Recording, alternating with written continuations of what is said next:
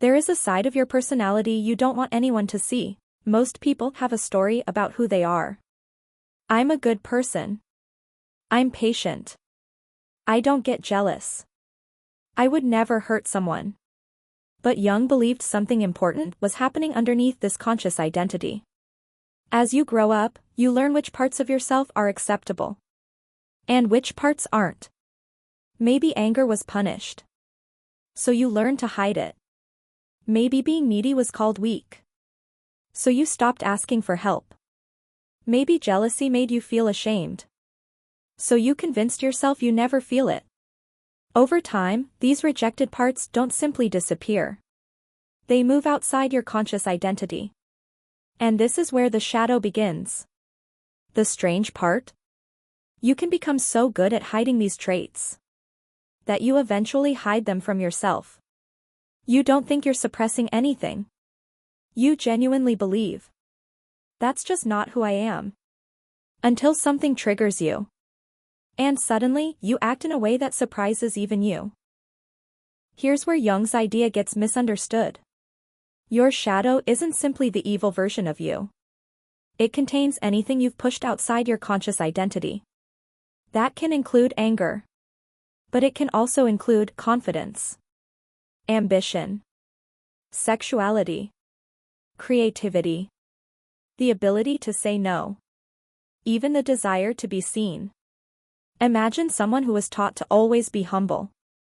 They suppress ambition because they believe wanting success makes them selfish. Years later, they meet someone extremely successful. Instead of feeling inspired, they feel irritated. They criticize them. They find reasons to dislike them. But what if the anger isn't really about that person? What if that person is displaying something they secretly wanted for themselves? This is one of the shadow's most uncomfortable tricks. Sometimes, the person you dislike most is showing you something about yourself. Think about the last person who irritated you for no obvious reason. Maybe they were arrogant, too confident, too loud, too emotional, too needy, too successful. Now ask yourself something uncomfortable. Why does this particular trait bother me so much? Because not every reaction is about the other person. Sometimes, someone touches a part of you that you've rejected. A confident person can trigger someone who was taught to stay small. An emotional person can trigger someone who learned to suppress feelings. A selfish person can trigger someone who never learned to prioritize themselves. This doesn't mean your judgment is always wrong. Some people really are toxic. But intense emotional reactions can reveal something deeper. Because your conscious mind says, I hate people like that. While your shadow may be whispering, you have something in common. And that is exactly what makes shadow work uncomfortable. You aren't just discovering what you hate in others. You're discovering what you've refused to recognize in yourself. Imagine someone who constantly accuses everyone else of being fake. Everyone is selfish. Everyone has hidden motives. Everyone is trying to manipulate them. But they never question their own behavior. This is where Jung's concept of projection becomes fascinating. Sometimes, we unconsciously place our own unwanted qualities onto other people. And once they're outside of us, we can attack them safely. You don't have to admit, I'm jealous.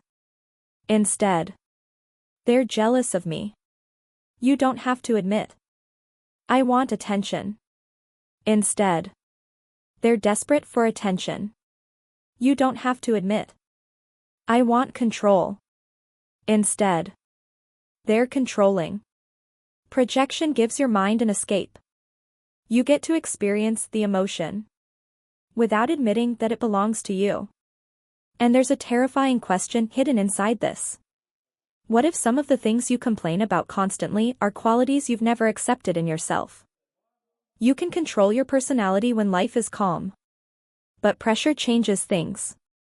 When you're exhausted, rejected, humiliated, jealous, or afraid, your carefully controlled identity becomes harder to maintain. And that's when the hidden parts can leak through. The patient person suddenly explodes. The calm person becomes cruel. The generous person becomes possessive. The confident person becomes desperate for approval. Then, once the emotion disappears, you might say, I don't know what came over me. But perhaps something did. Not something supernatural. Something psychological. A part of yourself that normally stays outside your awareness briefly took control. This is why your strongest emotional reactions can be valuable clues. Your anger can reveal what you feel threatened by. Your jealousy can reveal what you secretly desire. Your shame can reveal what you've been trying to hide. And your strongest triggers may be pointing toward the parts of yourself you understand the least. Here's the paradox. The more desperately you need to see yourself as a good person, the harder it can become to accept your darker emotions. Because if you believe, I'm never jealous, then jealousy becomes unacceptable. If you believe, I'm always kind, then anger becomes unacceptable. If you believe, I don't need anyone, then vulnerability becomes unacceptable. So instead of integrating these emotions, you bury them. And buried emotions don't necessarily become weaker. They can become unconscious. This is why someone can spend years saying, I don't care, while secretly caring more than anyone realizes. Or, I'm not jealous, while becoming strangely angry whenever someone succeeds. The goal isn't to become darker. It's to become more honest. Because you can't control a part of yourself that you're unwilling to admit exists. The most dangerous shadow isn't the one you notice. It's the one you don't. Because when you recognize an emotion, you can question it. But when you don't recognize it, you may build your entire life around it. Someone who secretly fears rejection may constantly seek approval. Someone who secretly feels inferior may obsess over status. Someone who secretly feels powerless may become obsessed with controlling others. Someone who secretly wants recognition may constantly criticize people who receive it. And they may never realize what's happening. They simply think, this is just my personality. But what if some of your strongest habits aren't personality traits at all? What if they're strategies built around emotions you've never confronted? That's where shadow work becomes more than simply understanding your dark side. It becomes a way of asking, what is secretly driving me? Here's the final twist. The goal isn't to destroy your shadow. Jung wasn't saying you should eliminate anger, jealousy, ambition, selfishness, or desire. Because these emotions can contain information.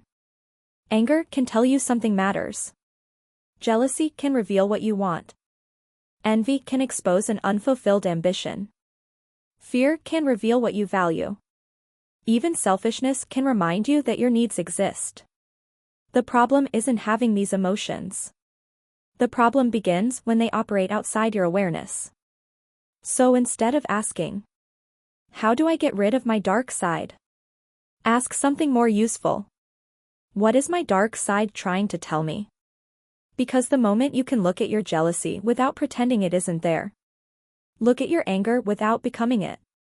And admit your selfish desires without letting them control you. The shadow loses some of its power. You stop fighting yourself. And you start understanding yourself.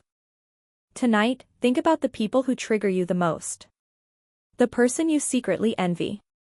The person whose confidence annoys you. The person you desperately want to impress.